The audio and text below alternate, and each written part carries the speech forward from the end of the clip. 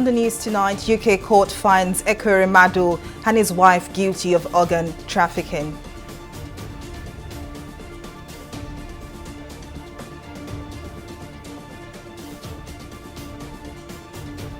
Keyamo petitions DSS, calls for Peter Obi and Baba Ahmed's arrest.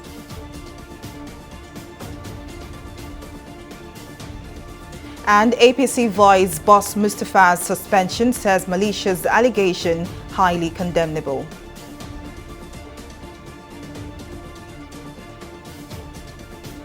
We're glad to have you join us. So news now, I am Folashade Ogurinde. The former Deputy Senate President Ike Ekweremadu, his wife Beatrice, and the doctor Obinna Obeta have been found guilty of organ trafficking by a United Kingdom court. After a 6-week trial, the jury found them guilty of facilitating the travel of a young man to Britain to harvest his kidney. Their daughter Sonia was, however, cleared of the charges. Throughout the trial, Ekweremadu denied all accusations and maintained that he was the victim of a scam. Obeta, who also denied the charge, claimed the man was not offered a reward for his kidney and was acting selflessly. Joining us for more analysis is Chairman Ethnocopia Limited, Adewale Ajadi. Thank you very much for joining us. Now, Ekweremadu's conviction is the first verdict of its kind under the Modern Slavery Act. What next for the former Deputy Senate President? Well, thank you for inviting me on. Well, it's a matter of sentencing, where we go straight from the adjudication of facts, and he's been found guilty of all material aspects of the allegations against him. And therefore, he will be sentenced, he and his wife, and the alleged conspirator will be sentenced to prison. It depends now on the volume of prison or suspended sentence. We'll see how far it goes. Now, as a high-ranking member of the Nigerian state, do you think the federal government will in any way wade into the matter? Well, the federal government should not and does not have any reason to weigh into the matter. If a Nigerian citizen of whatever caliber is responsible for actions that infringe the laws of another state, they should be held according to the laws of the land. Now, also remember this. It is suggested that the senator is a dual citizen, holds a passport of the United Kingdom. So in material ways, the United Kingdom will apply its laws as a citizen of the United Kingdom. And that is what would happen. Nigeria cannot intervene and should not intervene. Well, Chairman Ethnocopia Limited, Adewale Ajadi, thank you very much for your insight. Amid controversy of the outcome of the 2023 elections, the Minister of State, Labour and Employment, Festus Keyamo, has petitioned the Department of State Services, DSS, demanding the arrest and prosecution of the Labour Party presidential and vice presidential candidates Peter Obi and Dati Baba Ahmed, respectively. Keyamo, in the petition, accused the duo for comments described as inflammatory and capable of causing unrest. Keyamo explained that since the declaration of the presidential election results, Peter Obi and Dati Baba Ahmed have been making provocative comments and claims about the declaration of the president-elect by the Independent National Electoral Commission, INEC. The minister also accused Peter Obi of declaring himself as a duly elected president-elect and threatening mayhem if the president-elect, Bola Tinubu, was sworn in on May the 29th. The Adamawa chapter of the All Progressives Congress, APC, has voided Wednesday's suspension of Boss Mustafa, the secretary to the government of the Federation, by his Goda Bawa word. The state APC secretary, Raymond Chidama, disclosed this when he addressed newsmen in Yola on Thursday. While reiterating the contribution of the SGF towards sustaining and supporting the party, the state APC secretary said all malicious allegation at this critical time is highly condemnable. The APC leadership in Godabawa ward in Yola North local government area of the state had on Wednesday suspended Mustafa from the party for alleged anti-party activities. The governorship and state houses of assembly election may have held as planned, but disturbing acts of violence, voter intimidation and suppression during the polls were particularly concerning. Speaking during the bi-weekly press briefing on the operations of the Nigerian troops, the Director of Defense Media Operations, Major General Musa Danmadami, confirmed that the troops outsmarted 7 armed thugs attempting to disrupt electoral processes on the 18th of March 2023. This comes as the European Union Election Observation Mission in its second preliminary statement reported some 21 fatalities across the country during the elections.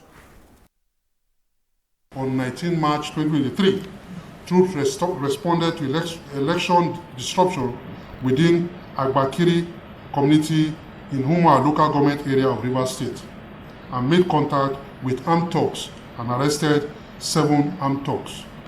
Troops also neutralized 2 of the thugs and recovered 4 AK-47 rifles, 1 FN rifle, 4 AK-47 magazine, 1 pistol loaded with 2 rounds of 7.9mm ammunition, 1 pump action gun, 4 cartridges, 16 rounds of 7.62mm special, and a Hilux vehicle.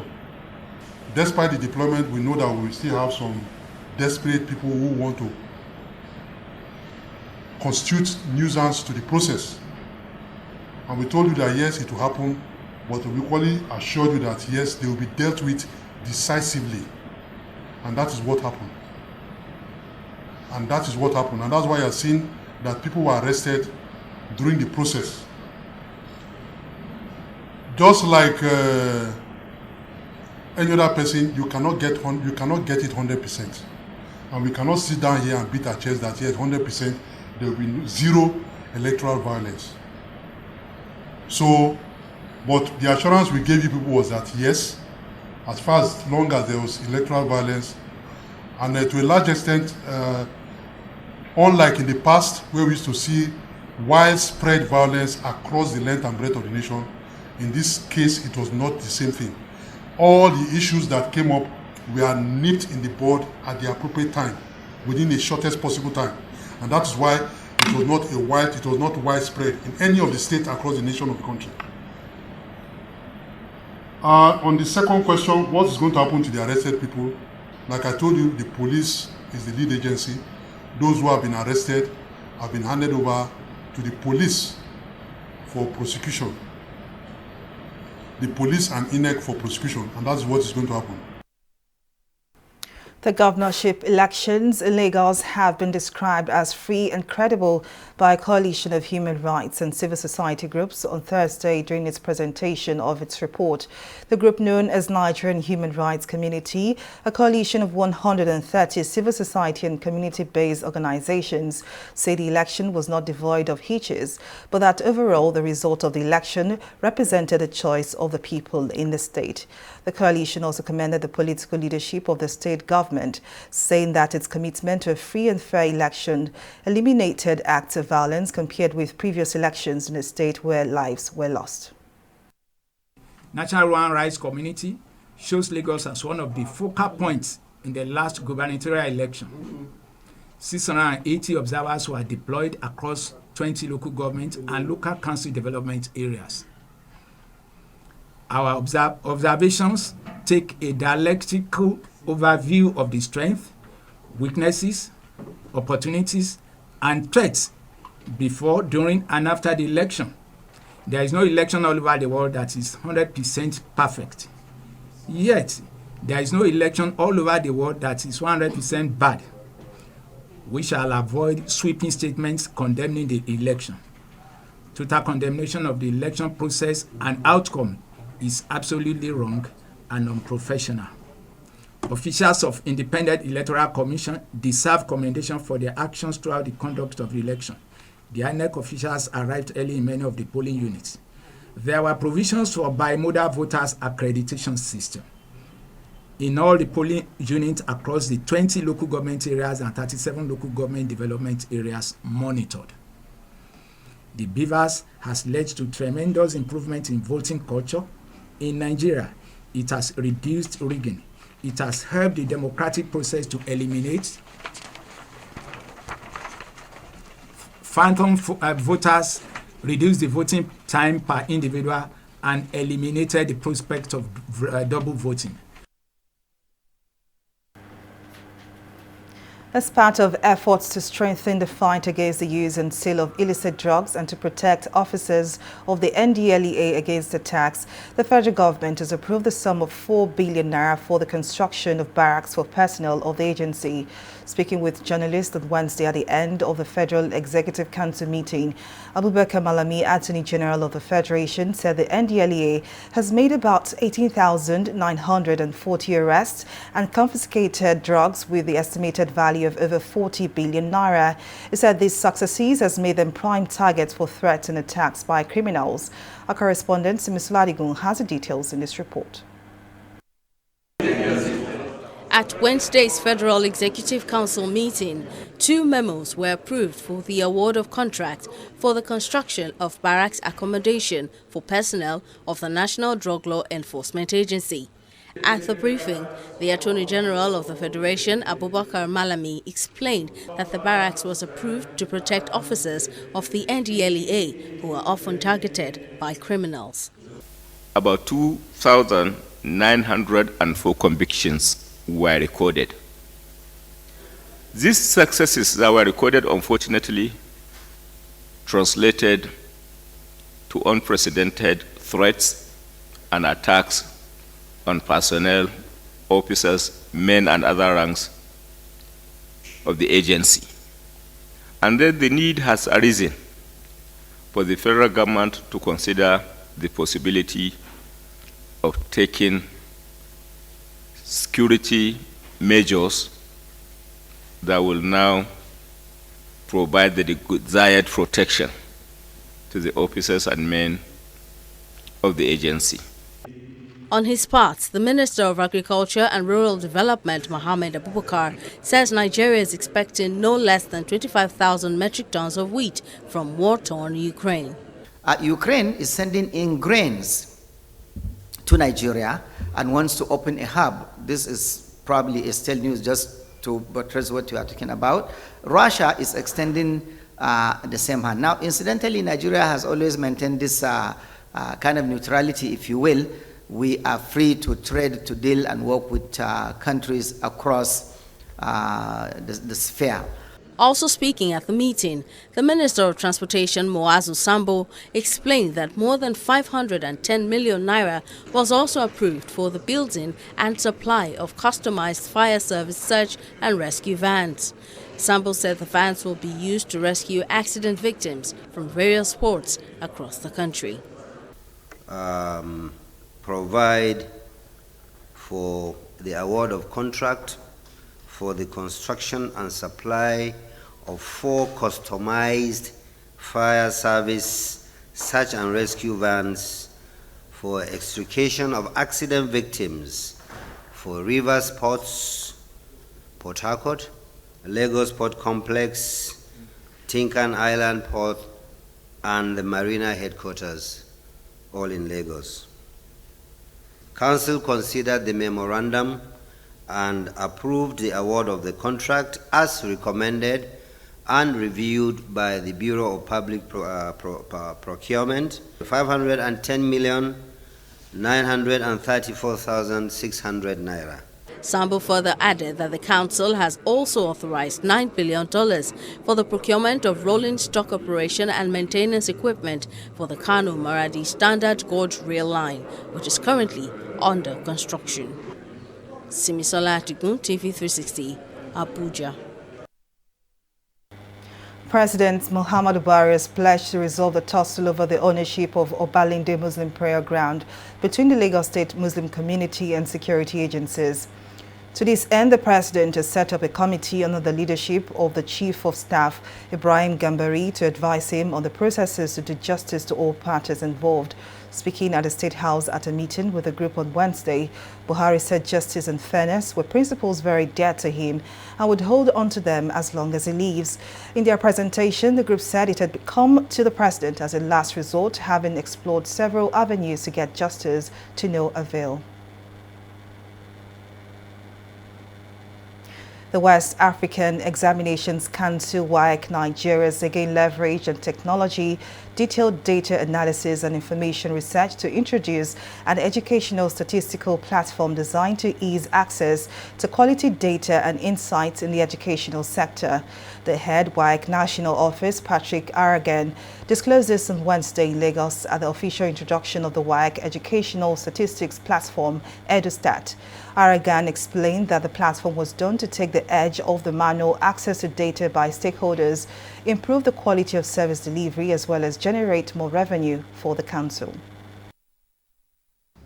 The core benefit of EduStat by WAEC platform is access to a comprehensive interactive web report. Also, the platform offers detailed and smart statistical insights into the education and assessment dynamics, using historical and current data to provide detailed intelligence for stakeholders across the globe in a smart and easily accessible manner. One of the key features of this platform is its ability to analyze data in real time. This means that educators can get immediate feedback on how their students are performing, enabling them to adjust their teaching strategies as needed. Additionally, the platform is designed to be user-friendly and customizable, allowing educators to tailor it to their specific needs and preferences.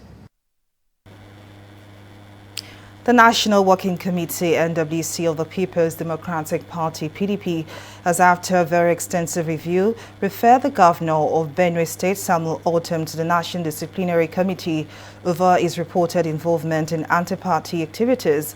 The NWC also approved the suspension of the following from the party with effect from Thursday, March 23rd, 2023.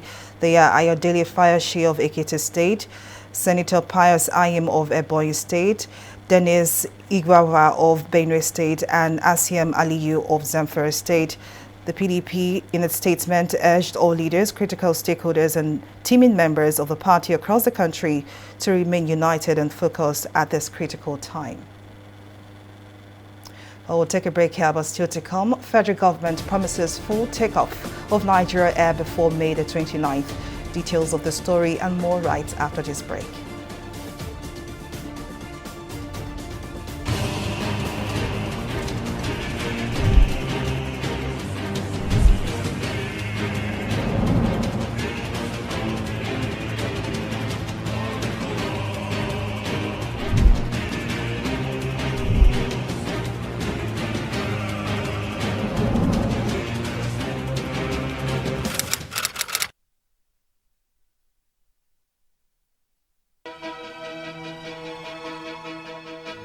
Opinions are free, facts are sacred, but truth is universal. How, in practical terms, can we, for instance, de-escalate the tension? President must see himself as the President of the Federal Republic. We know where the enemy is. 3 places. The Lake Chad Basin, the border area between Nigeria and Cameroon, and then the Sambisa Forest. On Digi 360, we give you a complete dose of everything. Opinion, facts, and undiluted truth. I hardly believe what politicians say in this part of the world. A new Nigeria is possible, a future is possible. We delve into the issues, dissect it so that you can understand it, use it to take action. I don't think there's any need for any governor to look for grant for ranching. Digi 360, dissecting the issues. Corruption not in my country. Hello? Yeah, I found your wallet in front of a supermarket. Meet me at Apple Junction. Yes, I'll be waiting for you. Now we find out. 2 of us. Thank you very much, officer. You know, it's surprising that men like you still exist in the police force. Yes, so... Oh, yes. This is just a token of my appreciation. Oh, no, you don't need to do this. We are only doing our job. Thank you very much. God bless you. You're welcome. Now I know police is really my friend. Yes. Friend. Hey.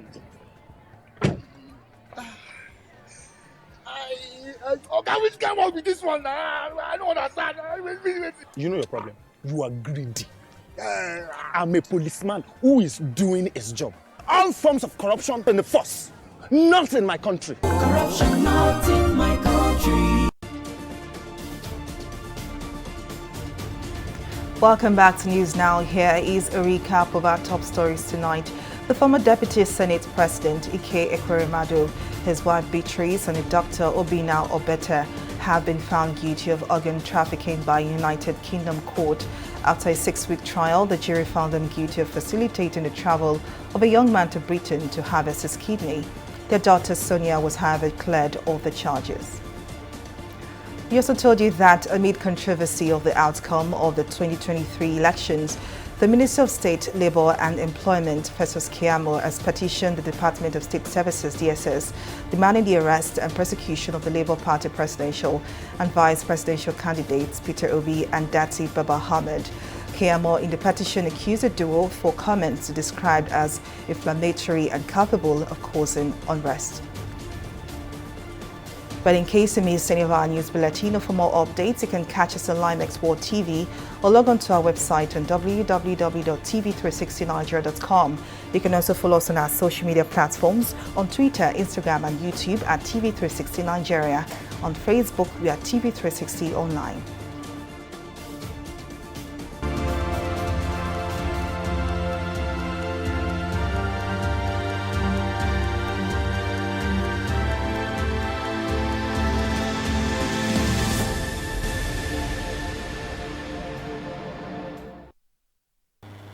Boris Johnson has repeatedly insisted he did not intentionally mislead Parliament over Partygate in a heated grilling by MPs. The former Prime Minister began the marathon 3-hour session with a Bible in his hands and admitted social distancing had not been perfect at gatherings in Downing Street during COVID lockdowns.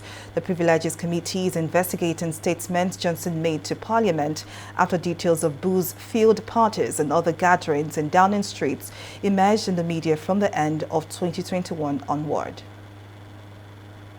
China has approved its first domestically developed mRNA vaccine against COVID-19, its manufacturer said on Wednesday, months after the relaxation of strict zero COVID-19 regulations sparked a surge in cases. The vaccine, developed by CSPC Pharmaceutical Group Limited, has been approved for emergency use by Beijing's health regulator. The company said in a statement on Wednesday. The company added that it has showed high efficacy in a trial in which it was used as a booster shot for people who have been given other types of vaccines. We'll take a breather now and be back with more stories in business. To stay with us.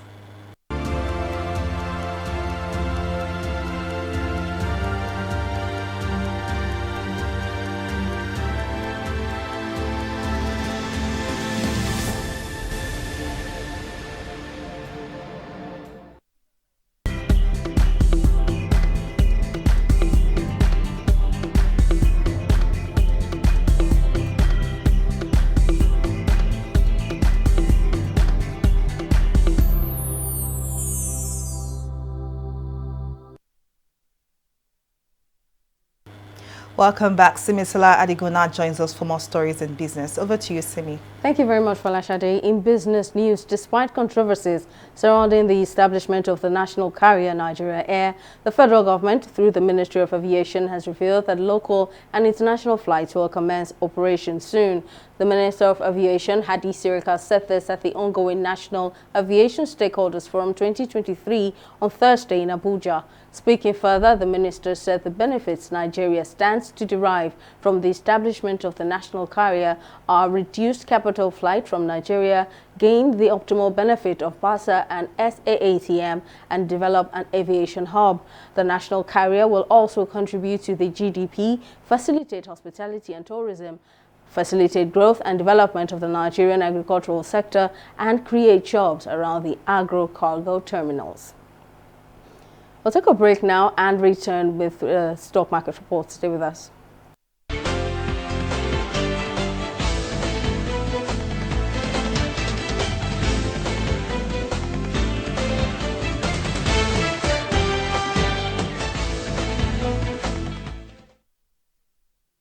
It's back in the bears for the equities market. Unfortunately, it could not maintain its gains from the previous day. The 0.02% decline led basis points lower to end at 54,924.08 basis points, leaving the market capitalization still on the 29.9 trillion naira mark. The market breadth, of course, ended negative with 14 gainers and 17 losers. Low trading in stocks like NCR Nigeria and AXA Mansard Nigeria took the market south with a 4 naira 10 kobo loss.